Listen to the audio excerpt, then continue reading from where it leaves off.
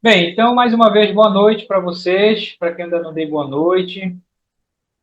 Então, sejam bem-vindos aqui ao nosso curso. Hoje nós vamos iniciar, vamos fazer a aula 8, tá?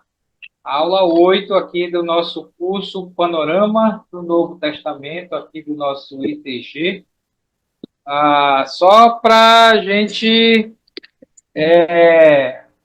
pegar aí o fio da meada de novo, né? Uma vez que a gente passa aí há muito tempo, aí a gente esquece, tá? Mas esse curso aqui, a ideia é você ter uma visão bem panorâmica do Novo Testamento. Então, nós começamos esse curso falando daquele período lá chamado período interbíblico, ou período de 400 anos. Depois nós entramos um pouco na questão falando sobre a questão de como eles viviam, como era a vida deles lá, a questão de algumas religiões, né?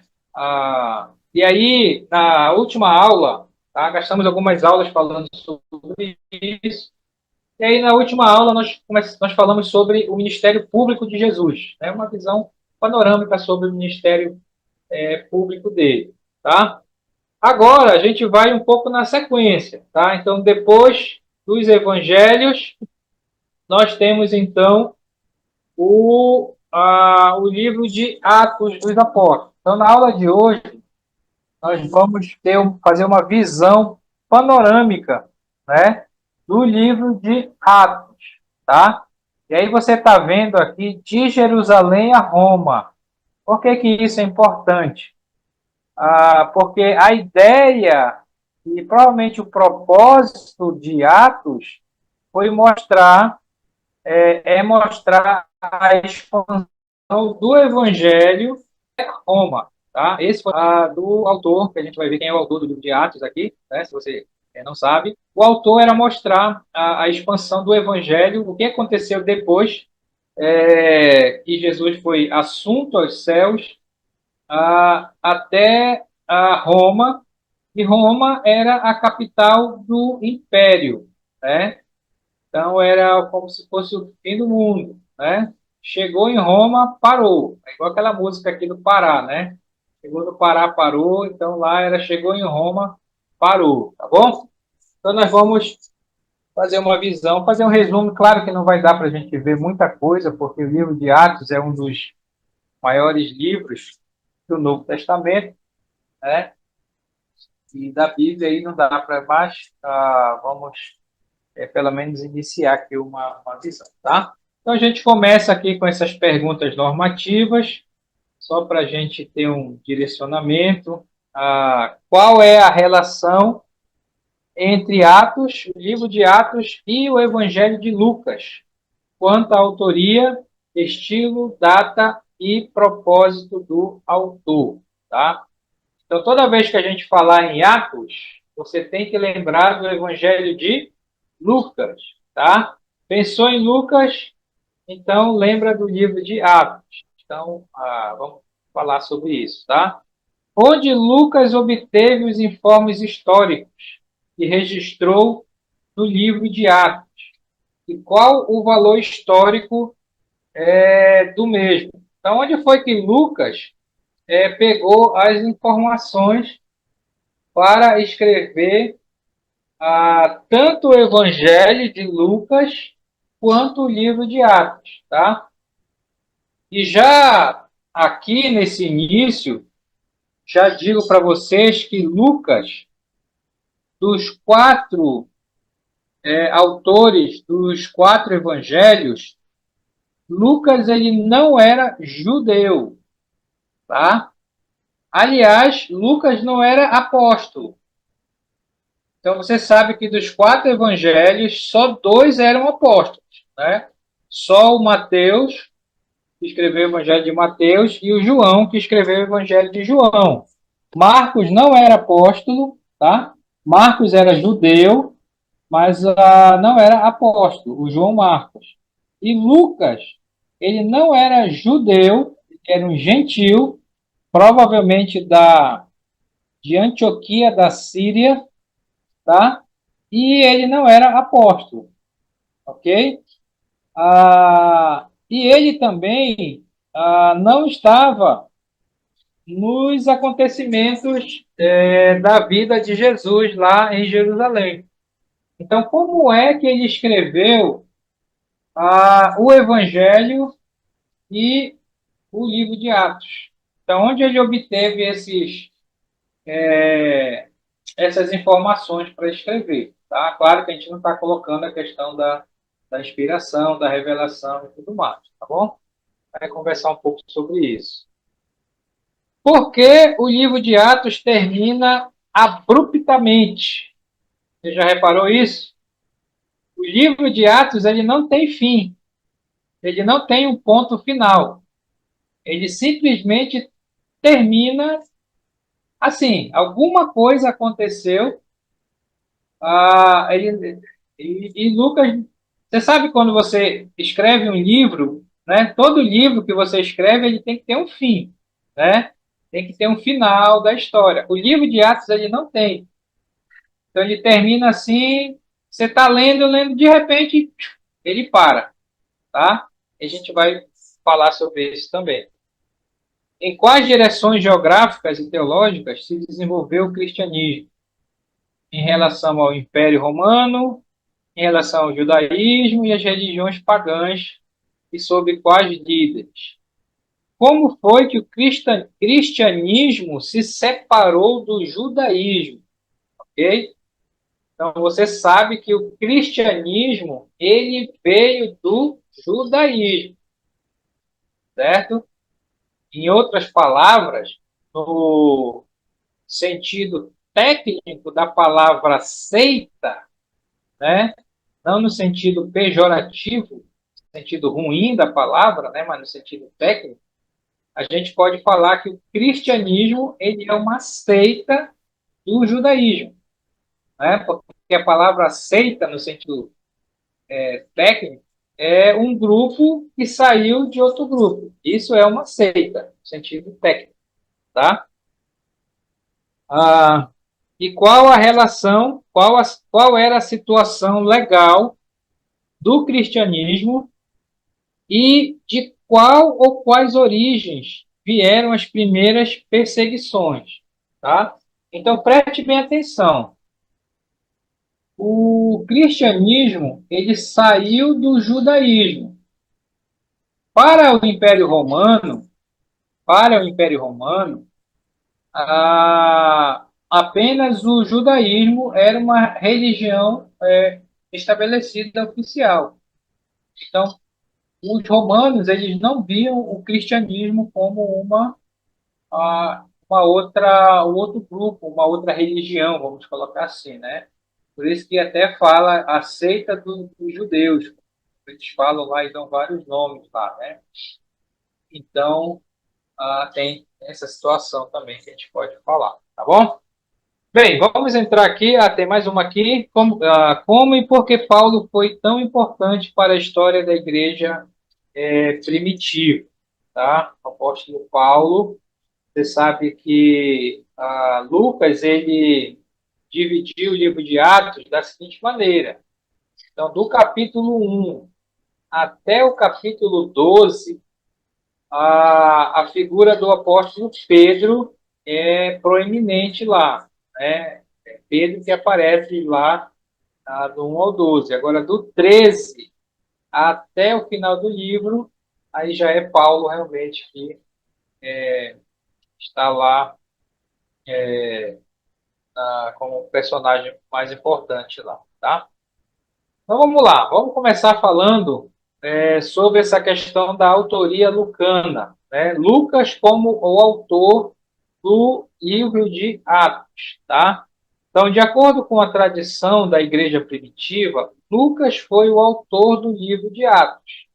Assim sendo, esse livro, o livro de Atos, é sequência do Evangelho de Lucas, ok? Então, a gente crê nisso, né? E desde a igreja primitiva, a tradição da igreja primitiva é que realmente o autor do livro de Atos é o mesmo autor do Evangelho de Lucas, que é o Lucas, tá? Então, quando você pensa em Lucas, você tem que pensar em Atos, porque Atos é a sequência, é como se fosse um segundo volume de, do Evangelho de Lucas. As evidências internas do próprio livro de Atos confirmam a autoria lucana. Então, dentro do próprio livro, a gente encontra evidência de que realmente foi Lucas que escreveu o livro de Atos.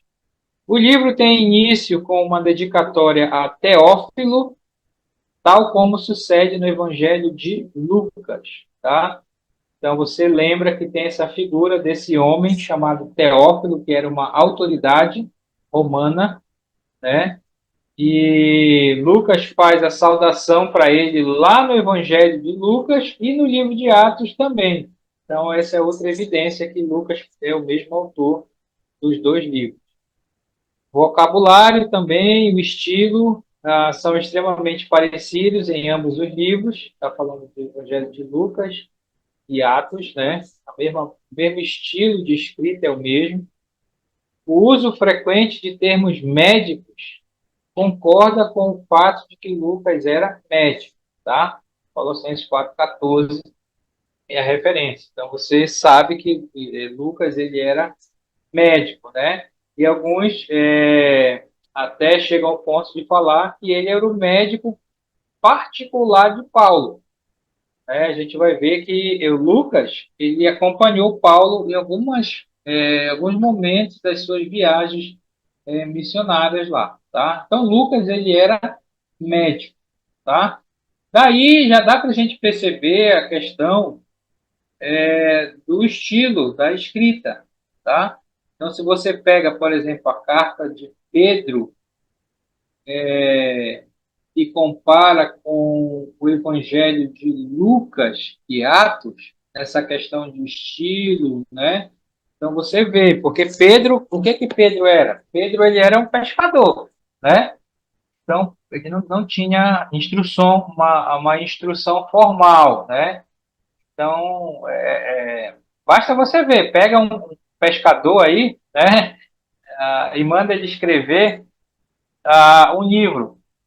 E aí você pega um médico formado e tudo, né, nível superior, e aí você manda ele escrever. Então, o estilo vai ser diferente, né? E é isso que acontece realmente na questão da Bíblia também, né?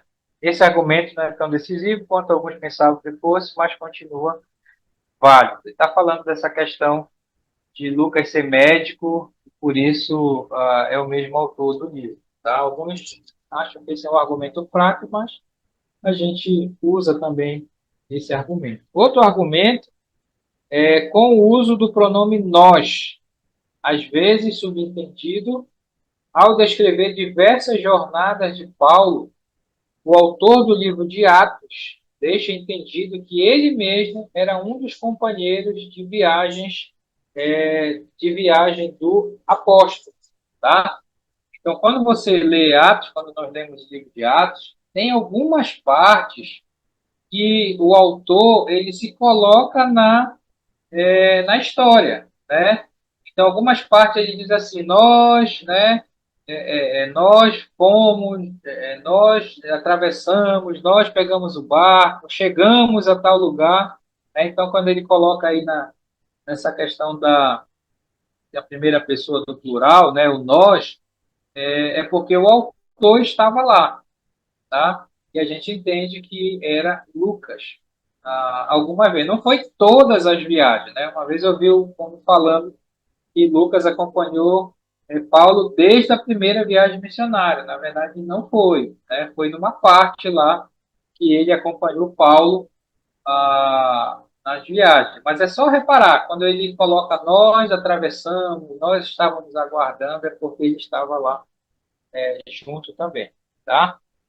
Outros companheiros de viagem não se ajustam dentro dos informes dos textos. Então, esse nós aí só se aplica a Lucas, né? Por exemplo, Timóteo e vários outros são mencionados à parte do nós e do nós.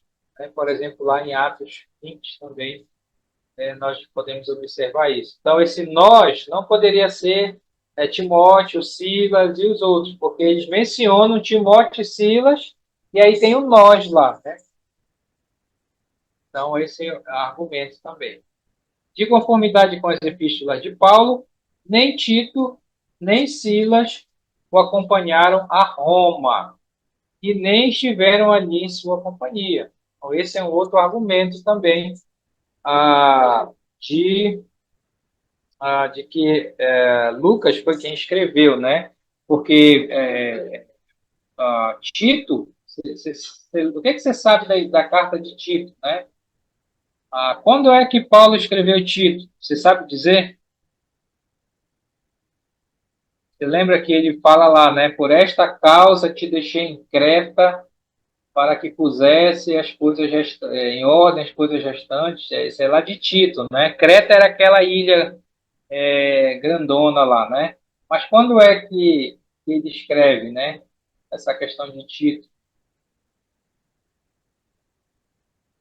É bem provável que o Tito, essa situação de Tito, tenha sido depois que ele saiu da prisão de Roma. Você sabe que Paulo ficou preso 2 anos em Roma, aguardando o julgamento, né? Aguardando os seus acusadores chegarem em Roma. Os caras não foram para lá e eles soltaram Paulo. Então, Paulo, na primeira prisão em Roma, ele não foi martirizado lá.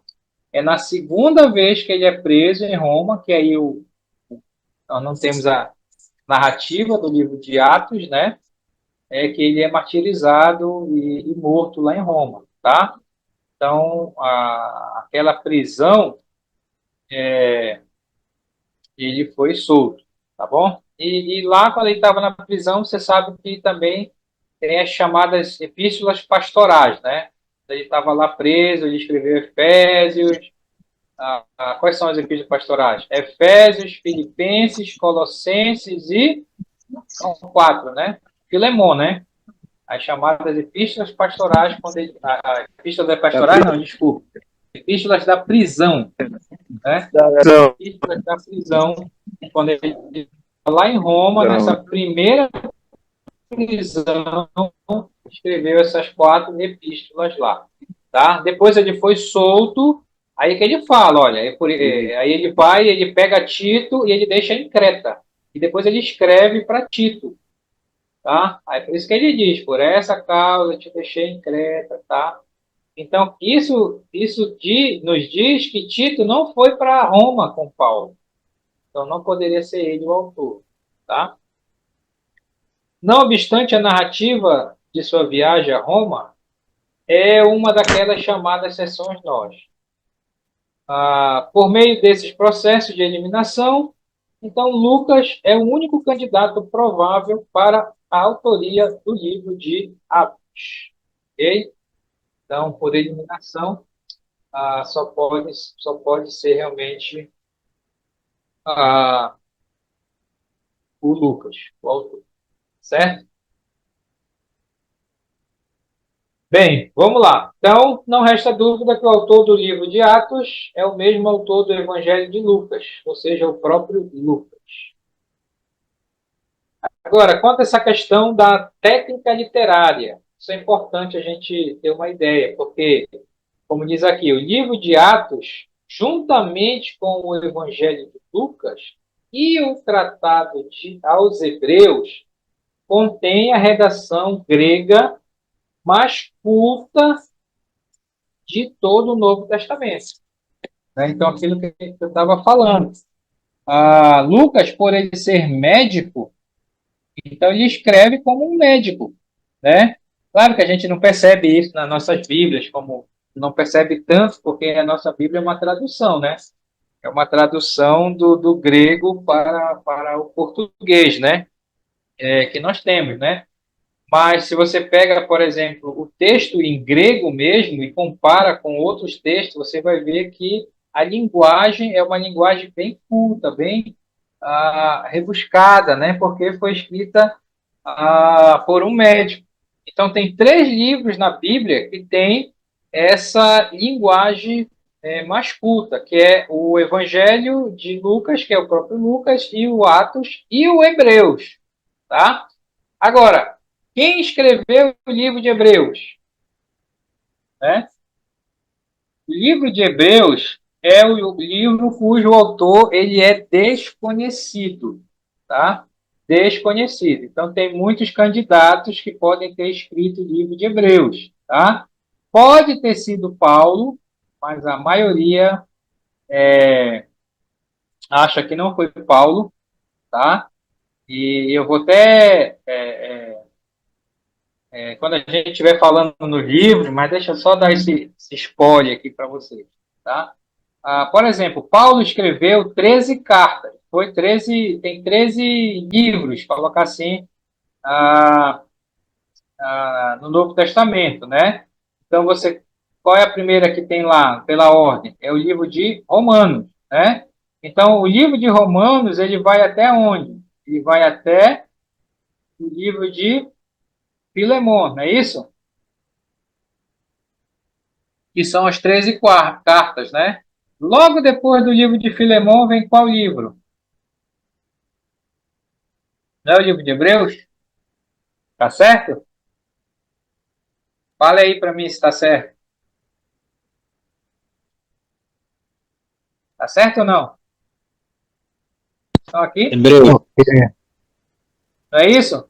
Você Hebreu. já parou para pensar por que eles colocaram o livro de Hebreus logo depois do livro de Filemon? É porque eles não têm certeza se realmente foi Paulo que escreveu o livro de Hebreus. Provavelmente não foi, né?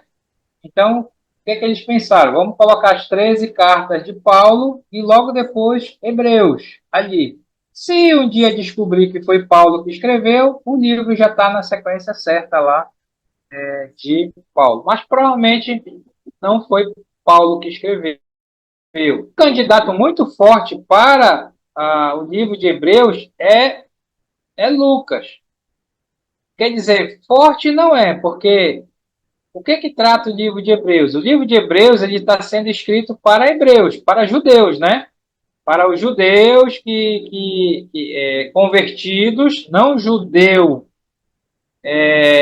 da nação de Israel, mas judeus que haviam se convertido a Jesus. Então, eles eram judeus convertidos, que estavam querendo voltar para o judaísmo, né?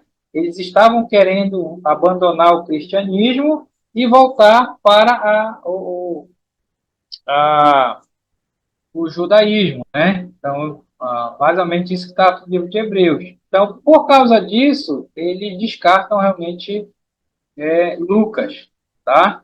Apesar de que é uma linguagem bem culta, então eles descartam Lucas, né? Outros acham que foi Apolo que escreveu. O candidato mais forte é o Barnabé, sem dúvida, né? Ah, mas, no geral, o livro de Hebreus ele continua um autor desconhecido, tá? Mas, assim, para você saber que esses 3 livros, o Evangelho de Lucas, Atos e Hebreus, são os livros do Novo Testamento que tem uma escrita grega mais culta de todo o Novo Testamento. Tá bom? Por outra parte, onde Lucas aparentemente seguia fontes informativas semíticas dos judeus, né? O estilo grego às vezes é áspero. Alguns eruditos têm afirmado que os discursos e sermões constantes em Atos são criações literárias improvisadas do próprio Lucas, a fim de preencher suas narrativas com algum estofo. É verdade que alguns historiadores antigos seguiram tal modo de proceder, mas não tão constantes como esses eruditos querem fazer-nos crer. Então, há alguns que não concordam, né? Então eles falam que Lucas ele inventou aí algumas histórias lá, mas isso realmente cai por terra. Embora Lucas não tenha transmitido necessariamente a palavra por palavra os discursos e sermões que historiou, sem dúvida nos brinda com o cerne acurado do que foi dito. Tá? Você sabe que Lucas, por ele não ser apóstolo, né? Então ele não andou com Jesus como os 12 apóstolos, ele não viu os milagres, ele não viu as coisas, né? Por ele não ser judeu, ele não estava presente lá na Palestina e presenciou os eventos. Então, como é que ele consegue escrever? Ele fala lá no início do Evangelho de Lucas, né? Que ele fez uma investigação acurada dos fatos, né? Só adiantando, por que que ele escreve o Evangelho de Lucas e Atos, provavelmente aquele Teófilo encomendou essas obras para ele, né? Teófilo queria saber sobre Jesus, né? Queria saber sobre a história de Jesus, então ele contrata, né? Essa é uma das posições, o Lucas. E aí o Lucas, como sendo um historiador também, ele sai em busca de informações, né? Ele sai em busca de informações, ele começa a, a perguntar para as pessoas, né? Então, com certeza, até a época já estava bem próxima a questão de Jesus, da morte, sepultamento, ressurreição, assunção, estava bem próxima, né? Então, muitas pessoas que viram todos esses eventos, inclusive os próprios apóstolos, então estava bem fresquinho na mente deles, né? E Lucas foi fazer essa investigação. E aí ele escreve realmente o seu evangelho. Olha, muitas das informações que nós temos que dar graças a Lucas, né? Por exemplo, sobre o nascimento de Jesus, muita informação detalhada nós só temos por causa de Lucas. Porque dos 4 evangelhos, só Lucas e Mateus que narram o nascimento, né, de Jesus. Mateus, basicamente, ele não fala nada, né, porque o objetivo dele era outro, né. Então, essa questão de Jesus, de Maria, de chegar na manjedoura, aquela coisa toda, né, a gente só sabe porque Lucas escreveu. Se não tivesse, a gente não ia saber muitos detalhes. Então, Lucas, ele é bem detalhista. É por isso que o Evangelho de Lucas é o maior, realmente, dos 4, né? Porque tem muito detalhe que ele coloca lá. Tá bom? Isso é comprovado pelo paralelismo de expressões entre os sermões de Pedro, no livro de Atos, e a primeira epístola de Pedro, ou entre os sermões de Paulo, no livro de Atos, e as suas próprias epístolas, tá? Então, quando você vê aquilo que que Lucas colocou de Pedro no livro de Atos, então, principalmente a questão dos sermões, e você compara com o que Pedro escreveu, que foram as epístolas, né? Então, bem próximo, né? Não resta dúvida. Paulo também, né? Aquilo que Paulo, a maneira que Paulo aparece no livro de Atos e fala e prega é, é, é coerente com aquilo que Paulo escreveu dos livros, né? Das 3 epístolas que ele escreveu lá, tá? Então, essa questão literária aí que a gente pega um pouco mais. Esses paralelismos dificilmente poderiam ter ocorrido por acidente, além de não haver outra evidência que nos indique que Lucas imitara ou usara em qualquer outro sentido as epístolas dos apóstolos, ou vice-versa. Paulo e Pedro imitaram o livro de Atos ou escreveram as suas respectivas epístolas, tá? Uma coisa que você tem que saber é que os a organização dos livros do Novo Testamento, na verdade toda a Bíblia, ela não é uma organização cronológica, tá? Então não é assim, o primeiro livro que foi escrito foi esse, daí o segundo foi esse, daí o terceiro não. A maneira que a igreja organizou os livros é de uma maneira lógica e não cronológica, tá? Por exemplo, os evangelhos. O primeiro evangelho que nós temos é o evangelho de Mateus, mas nós sabemos que Mateus não foi o primeiro a escrever o evangelho. O primeiro a escrever o evangelho foi Marcos, tá? O João Marcos que escreveu o primeiro evangelho. Então, se fosse cronologicamente, teria que ser Marcos, depois Mateus, depois Lucas e depois João, tá? Então, mas por que que Mateus é o primeiro? Porque Mateus é o livro que casa melhor com o Antigo Testamento, tá? A mesma coisa, a mesma questão das epístolas de Paulo. Você já reparou que as epístolas de Paulo ela vem das maiores para as menores, né? Começa com Romanos, que é a maior, e termina lá com Filemão, que é a menorzinha lá, tá?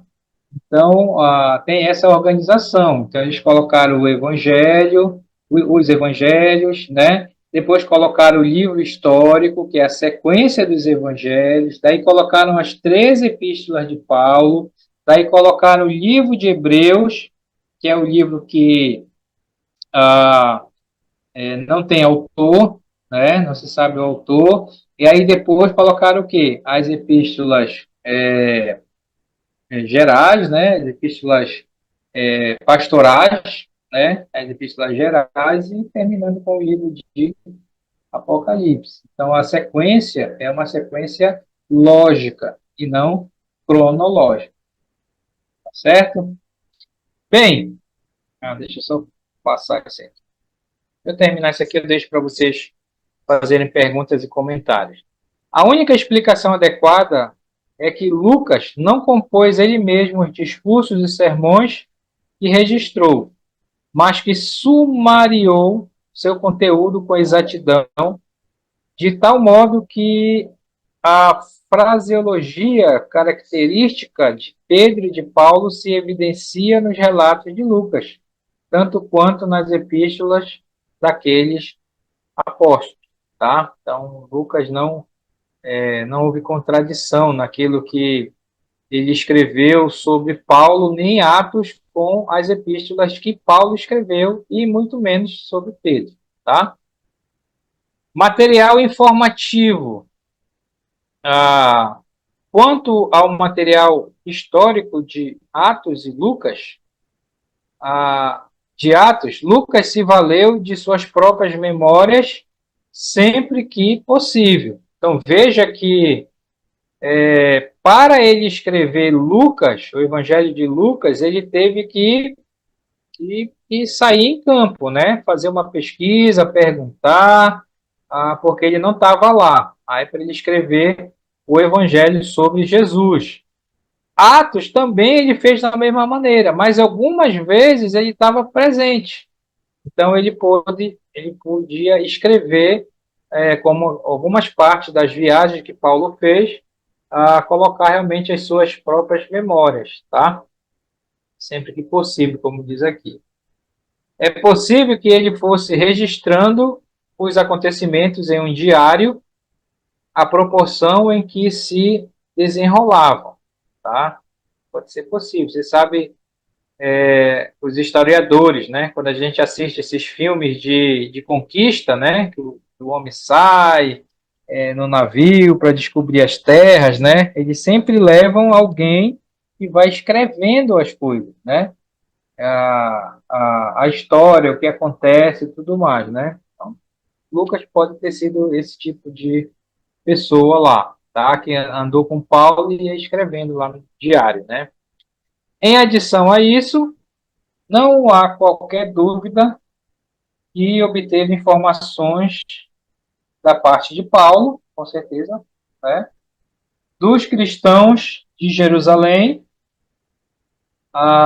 de Antioquia da Síria e de outros companheiros de jornada de Paulo, como Silas, como Timóteo, como Filipe, diácono e evangelista, né?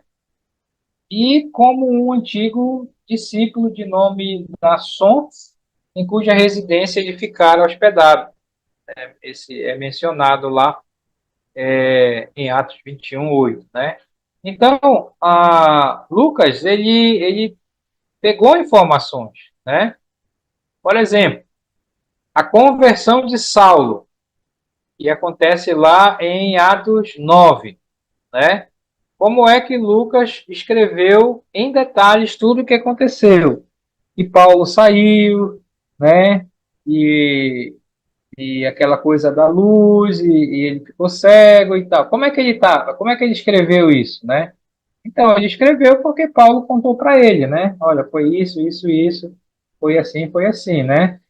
Cristãos de Jerusalém, teve várias coisas que aconteceram, como o Concílio de Jerusalém, Atos 15. Como é que ele escreve? Ele não estava lá. Então, informaram para ele, né? A de Antioquia, da Síria, questão das viagens, início das viagens missionárias, né? E os outros companheiros de Paulo, como Timóteo, como Silas, né? Como Filipe, a questão lá do diácono, né? Não Filipe apóstolo, mas Filipe diácono, né? E esse Nasson que ele se hospedou aí, com certeza foram informações que ele pegou, né? Também havia à sua disposição informes escritos, como, por exemplo, o decreto do Concílio de Jerusalém, lá de Atos 15, né? E talvez documentos em aramaico e hebraico relatando os primeiros eventos do cristianismo em Jerusalém e circunvizinhanças, né? Então, Lucas também ele pegou esse material que já tinha escrito por lá, né? Muita coisa ele olhou, né? E até os próprios evangelhos, né? O evangelho de Marcos, por exemplo, né? Com certeza ele usou o evangelho de Marcos e de Mateus para escrever o seu evangelho. O evangelho de João ainda não tinha sido escrito, né?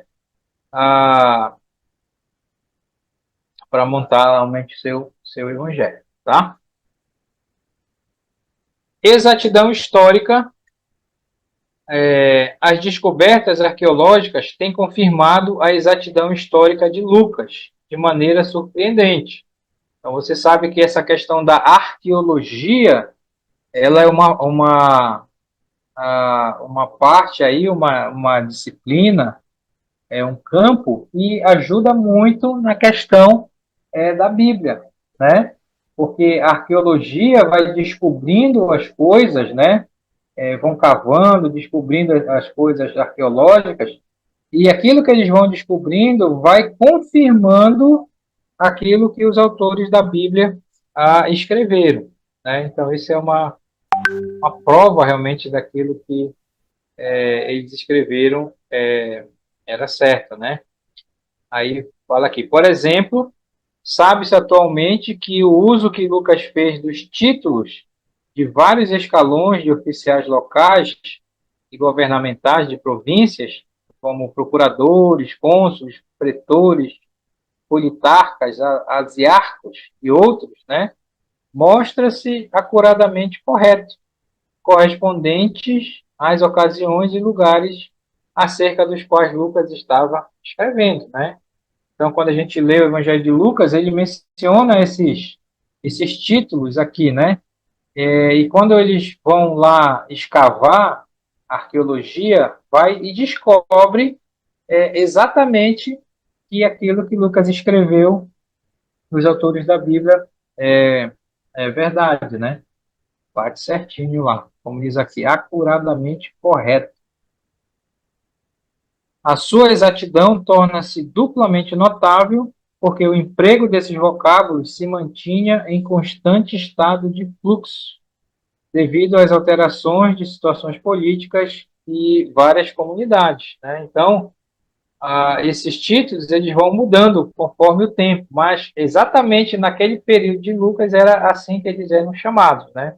Então não há dúvidas de que ele escreveu era com exatidão. A confirmação da exatidão histórica do livro de Atos tornou obsoleta a hipótese de subgênero do século XIX, que dizia que o autor, que um autor do século II, quer dizer, 200 anos depois de Jesus, né, escreveu o livro de Atos, a fim de reconciliar perspectivas conflitantes do cristianismo de Pedro e de Paulo. Tá? Então tinha essa teoria, né, até certo tempo, que Lucas não poderia ter escrito a, o livro de Atos, e sim alguém que tinha vivido há 200 anos, né, depois das histórias do Novo Testamento. Mas aí, quando surge, então, a arqueologia, e você sabe que a arqueologia ela não é uma disciplina, não é um campo, né, antigo, né? A arqueologia, ela é algo recente, né? Recente que eu digo, negócio de 300 anos por aí, né? Então, quando eles começam a escavar os locais da Bíblia, né? Eles começam a descobrir. E muita coisa que eles usavam para dizer que a Bíblia era errada, que aquilo que os autores escreviam não existiam, né? Cai por terra, né? Porque eles vão descobrindo realmente as coisas e batendo certinho, né? Como o exemplo dessa teoria aqui desse camarada aqui. Inexistem evidências quanto a tal divisão, porém, e um escritor posterior não poderia ter escrito com tanta exatidão sob condições do primeiro século, né? Como é que uma pessoa 200 anos depois vai escrever algo daquela época com tanta exatidão? Então não poderia ser, tinha que ser alguém daquela época, né? Então, só para comprovar realmente que era Lucas. E aí tem o nome do cara aqui, a faculdade, onde aconteceu. Segundo a mesma hipótese, o cristianismo petrino, quer dizer, de Pedro, seria legalista e o cristianismo paulino anti-legalista, né? Então era essa coisa que eles discutiam aí alguns séculos atrás, né? Que Pedro era legalista e que Paulo era anti-legalista. Então nada a ver, né? Bem, antes da gente entrar aqui nessa questão de data, tá? Tem alguma pergunta, algum comentário que queiram fazer? O que achou interessante aí dessa parte?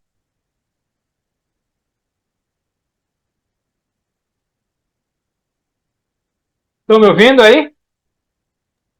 Oi, Ricardo. Estamos. Ou não? Ouvindo. Comentário que eu quero fazer é que, pela graça de Deus, hoje nós temos toda a informação que necessitamos, né? Para conhecer e crescer em intimidade com Deus.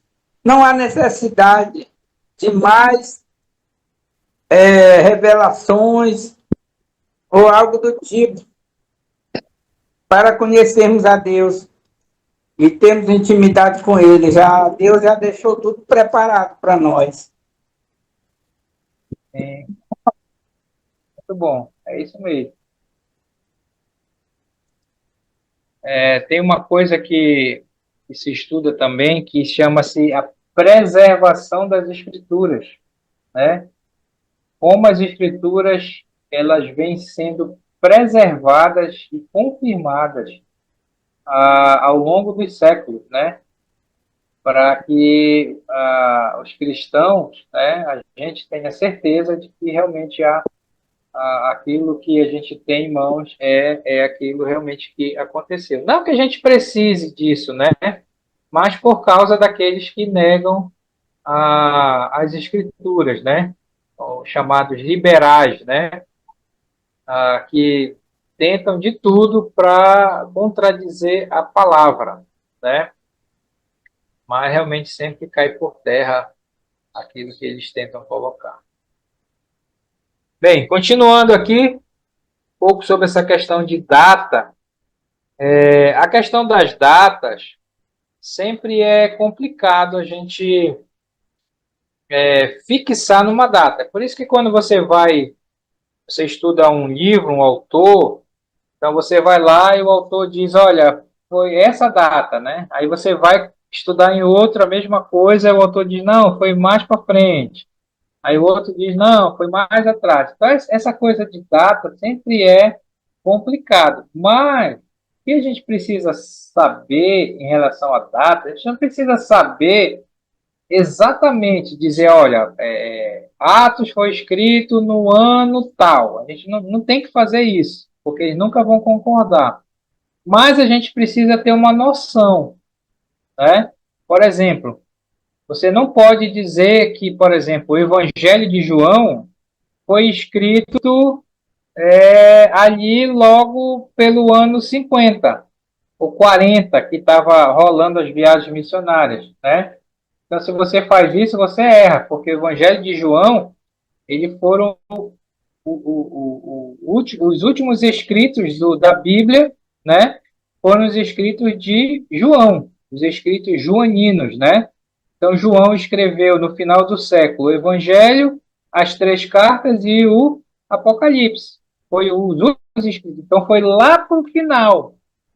Então, quando João escreveu o Evangelho de João, já tinha sido escrito há muitos anos atrás, não tantos anos, mas né, coisa de 30, 40 anos atrás, os outros três evangelhos, né? Por isso que quando a gente estuda lá em bibliologia, é bibliologia? Acho que né? A gente fala dos, não, a gente estuda os evangelhos, né? Tem os evangelhos sinóticos, que é os três evangelhos, que sinótico porque tem a mesma ótica, né? Tem a mesma visão, e o evangelho de João, que foi um evangelho que foi escrito bem mais para frente, tá? Então, você não pode também falar que Atos, por exemplo, foi escrito lá para o final do século, que aí você fura também. Então, quando falar em data, a gente precisa ter a noção, tá? A noção das datas lá. E não esqueça também que quando você joga o primeiro século, que é onde está o Novo Testamento, você tem que lembrar do ano 70, tá? O ano 70 é o ano da destruição de Jerusalém, então você tem coisas para trás do ano 70 e para depois do ano 70, né? Então, falando de livros da Bíblia, a maioria dos livros foram escritos antes do ano 70, né? Os apóstolos morreram, com exceção de João, todos os apóstolos morreram antes do ano 70. Paulo morreu no ano 67, 68, por ali. Pedro morreu no ano 67, 68. E todos os apóstolos morreram ali porque estava tendo a perseguição que começou com Nero, né? Coisa que a gente vai estudar em história do cristianismo, né? Então, só quem Ricardo, passou para o outro lado, depois do ano 70, foi João. Foi.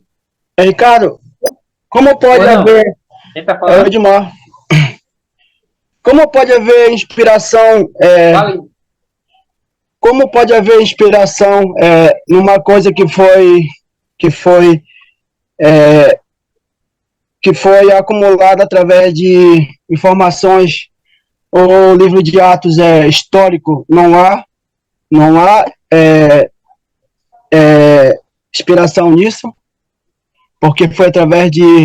Não, com certeza. Não, não, não, não, não. Não.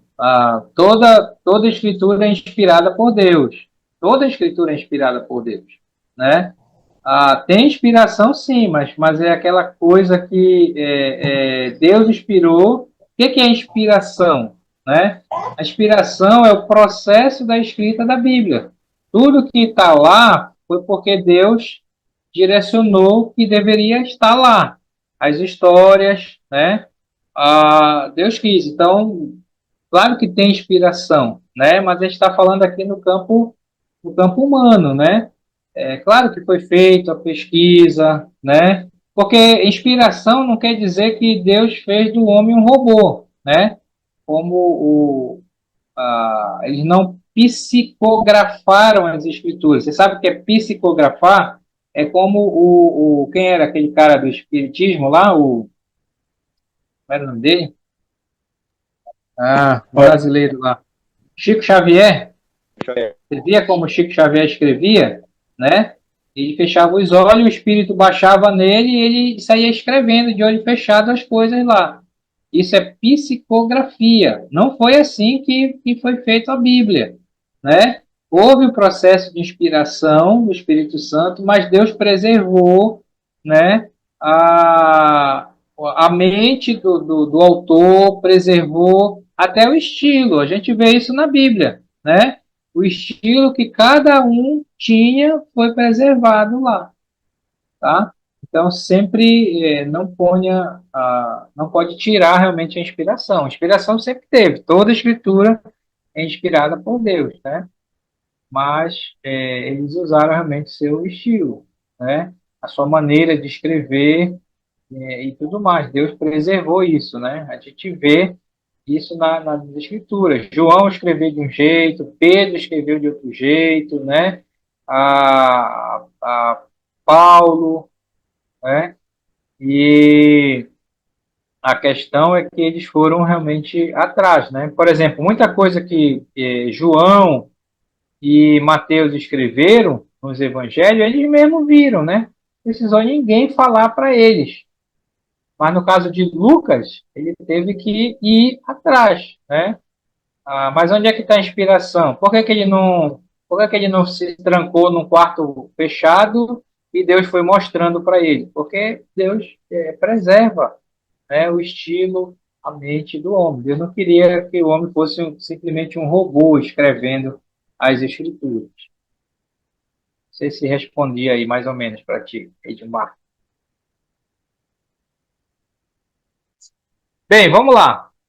Entrando aqui nessa questão de data. Sim, que horas são, meus irmãos? Eu não estou vendo hora aqui. Quero encerrar. Digam a hora aí. 8h30. 8? 8h30? 8h30. Pois é. 8h30. Tá, a gente vai só mais uns 15 minutos. Quando chegar 8h45, você me fala aqui, tá? Para a gente parar. A gente não vai ver tudo, com certeza, é muito extenso o material. Mas 8h45 a gente encerra para fazer aquela nossa divisão e para a gente poder conversar. Vamos ver se a gente avança aqui num tópico. Então, 8h45, me falem aí, tá bom? Bem, sobre essa questão de data. A maneira abrupta pela qual termina o livro de Atos quase nos espanta. Então, aquilo que eu falei, o livro de Atos ele termina assim de uma maneira estranha, né? Parece assim que alguma coisa aconteceu que Lucas não termina o livro. Lucas descortina a história de Paulo até o ponto de que o apóstolo aprisionado em Roma já esperava por 2 anos ser julgado na presença de César. Então é assim que termina o livro de Atos, né? Paulo está em Roma, preso, mas a prisão era uma prisão domiciliar, né? A primeira prisão dele foi domiciliar, a segunda não, a segunda ele foi para masmorra com corrente e tudo, né? Mas essa aqui foi domiciliar, ele ficava na casa dele, não, na casa, né? E que era dele, custeada, né? Aí recebia os irmãos, pregava, só não podia sair porque ele estava lá esperando o julgamento, né? E ele fica esperando 2 anos os seus acusadores virem de Jerusalém para ter a audiência, né? Lembra que ele apelou para Roma, né? Eles queriam matar ele lá e ele apela para Roma, apela para César, né? Quando ele diz apelo para César, porque ele disse, estão querendo me matar aqui, então eu vou pedir para ser julgado em Roma. E aí ele vem na viagem, né? Paulo não era tão besta assim, não, né? Mas o livro termina dessa maneira. Ele está lá em Roma e aí o livro acaba, né? Aí a gente não sabe, pelo livro de Atos, a gente não sabe o que aconteceu, né? Se Paulo continuou preso em Roma, se ele foi morto em Roma, se ele saiu, né? A gente sabe que ele saiu por causa da história, da tradição, tá? Mas só para saber essa questão que termina assim de uma maneira bem abrupta. Nisso o livro se encerra. O que teria sucedido a Paulo? Teria comparecido diante de César? Atos não fala, né? Em caso positivo, teria sido condenado? Então, o livro não fala, né? Lucas não diz se ele compareceu perante César, se o pessoal chegou lá e teve audiência, se ele foi condenado, né? Se ele foi martirizado, se ele foi absolvido, se ele foi solto. Então, Lucas não nos informa. Livro de Atos, né? Muitas sugestões têm sido oferecidas para explanar esse fim tão abrupto. Então, por que que o livro de Atos termina assim, de uma maneira inesperada? Então, tem várias sugestões para isso. Agora, nenhuma delas aqui que vai ser falada é correta, tá? A gente não sabe. Simplesmente ele parou de escrever. Então vamos lá ver algumas, só a nível de curiosidade para você saber, tá? É possível que Lucas tensionasse escrever um terceiro volume, no qual teríamos as respostas para essas indagações. Por que terceiro volume? Porque o primeiro volume é o Evangelho, o segundo volume é o livro de Atos, né? E alguns acham, disse, não, ele parou aqui porque ele queria começar um outro volume e para a gente ter a história. A gente não sabe se era isso mesmo que ele queria, tá? Aliás, tem uma resposta mais provável. Talvez 70% seja essa a que vai mostrar aqui, tá? No entanto, o seu primeiro volume, que é o Evangelho de Lucas, termina com o senso de história terminada mesmo, né? Embora, sem dúvida, também tensionasse escrever o livro de Atos. Então, ele escreveu o livro do Evangelho de Lucas, ele começa e termina, ele tem o início e tem o fim.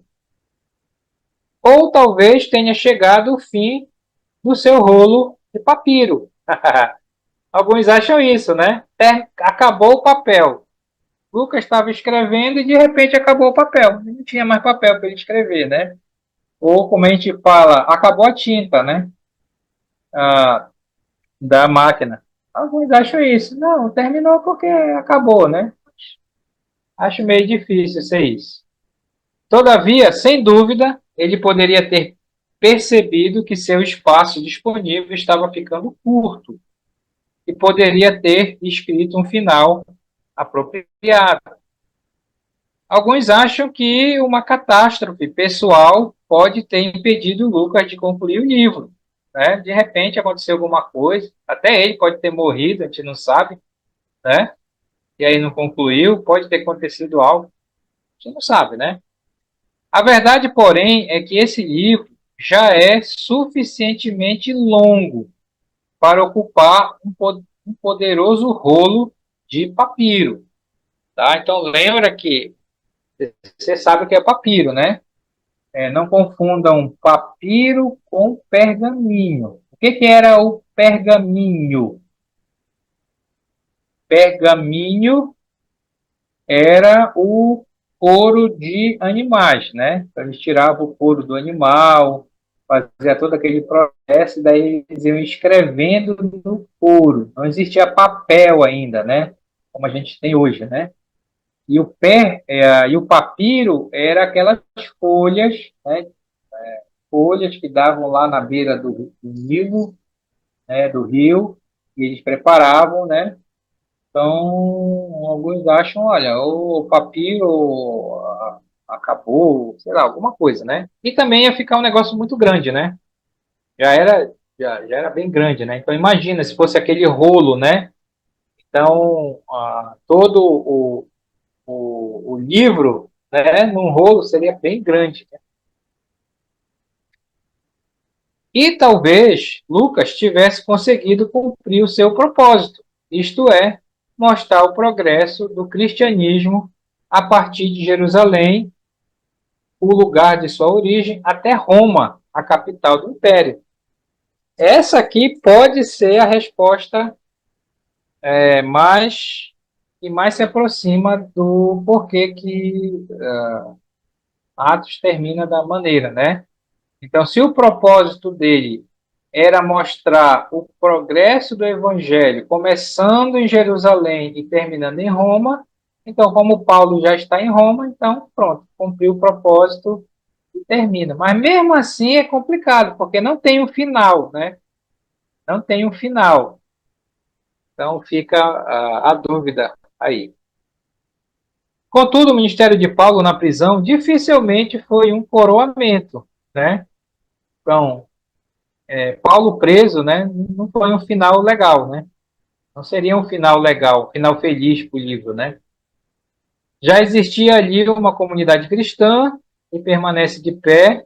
O problema de por qual razão Lucas não registrou o que aconteceu com Paulo, que é o personagem dominante do livro de Atos, desde o capítulo 13 até o capítulo 28. Simplesmente ele não fala o que aconteceu. Paulo fica preso em Roma, aguardando sobre os eventos até onde eles tinham tido lugar. Em outras palavras, o tempo em que ele escreveu, ao tempo em que ele escreveu, Paulo continuava esperando o julgamento. Então não tinha mais o que escrever, né?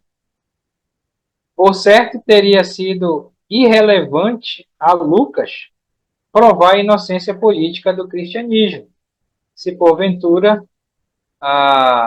escrevia o livro de Atos depois que o imperador Nero se voltara contra os cristãos em 64, tá? Então, 64 foi quando Nero assume, né?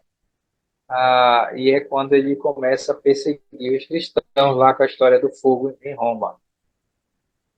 Aliás, 64? Acho que é 64, né? Se eu não estou enganado. Ele põe fogo em Roma em 64, acusa os cristãos. Em 66 há uma revolta dos judeus que é esmagada 4 anos depois, no ano 70, pelo imperador Vespasiano, sob o comando do seu general Tito, onde ele destrói Jerusalém, mata muitos judeus, né? E acaba realmente com Jerusalém lá e templo e tudo mais. Mas é estranho que o livro de Atos ele não fala nada disso, né?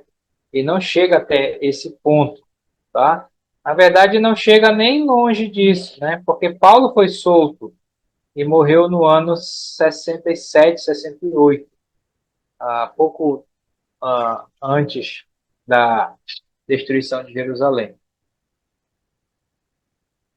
Pois seria tarde demais, então, apelar para decisões favoráveis a parte de oficiais governamentais subalternos, porque o seguinte, Lucas escreveu o livro de Atos quando Paulo já se encontrava em Roma há 2 anos, né? Cerca de o ano 61, tá? Então, a gente sabe que foi mais ou menos essa data que Paulo estava preso, a sua primeira prisão em Roma, aí no ano 61. Provavelmente foi aí que ele escreveu o livro mesmo, né? Também favorece uma data antiga do livro, a ausência de alusões à perseguição sobre Nero, não fala nada, né? Na década de 60, o martírio de Tiago, irmão do Senhor. Tiago é mencionado lá, né? Atos 12, se não me engano, né? Na mesma década, E aí tem a destruição de Jerusalém no ano 70. Só está dando uma ideia aqui de data, né? Mas com certeza foi antes do ano 70. Ah, e ah, ali por volta do ano 60, 61. Ok? A teologia ainda é pouco desenvolvida e a controvérsia acerca da situação dos cristãos gentios também apontam na mesma direção, mas também reflitam, ao invés disso, a exatidão de Lucas ao descrever o estado da igreja primitiva, sem que haja implicações quanto à data ao que ele escreveu. Tá? Então, só para dizer que tem que ser antes do ano 70, tem que ser ali por volta do ano 61, porque ano 61 é quando ele estava preso, né? E aí Paulo foi solto e morreu no ano 67, 68. De novo, quando ele é preso e volta para Roma, mas dessa vez não é prisão domiciliar, mas é prisão mesmo em cadeias, né? E você sabe que é lá nessa segunda prisão que Paulo escreve a sua última carta. Qual é a última carta de Paulo que ele escreve antes de morrer? Para quem? É segunda Segunda Timóteo. Timóteo. Isso, segunda Timóteo. É a última carta de Paulo. Ele está preso, sabendo que vai morrer, né? E ele escreve para Timóteo, a última carta dele lá. Isso é depois que ele é solto da primeira prisão, tá certo? Bem, meus irmãos, nós vamos então parar por aqui essa aula, né? Isso foi só para ter uma visão realmente do livro de Atos. E na próxima aula a gente continua vendo um pouco mais de panorama das outras cartas.